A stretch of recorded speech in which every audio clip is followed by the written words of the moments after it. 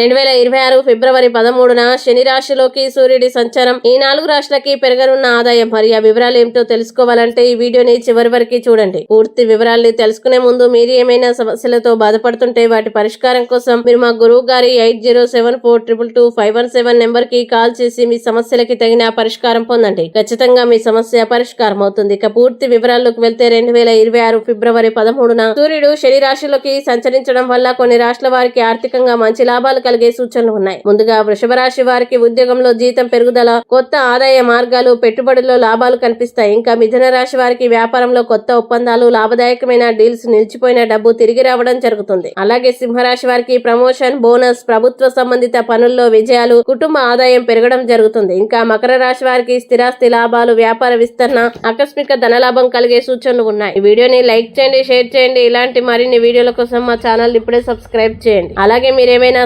సమస్యలతో బాధపడుతున్నట్లయితే వాటి పరిష్కారం కోసం మీరు మా గురువు గారి 8074222517 నెంబర్ కి కాల్ చేసి మీ సమస్యలకి తగిన పరిష్కారం పొందండి. ఖచ్చితంగా మీ సమస్య పరిష్కారం అవుతుంది. ఇంకా మీరు అనుకున్నటువంటి అన్ని పనుల్లో అంత మంచి జరగాలని కోరుకుంటూ సర్వే జన సుఖినో భవంతు.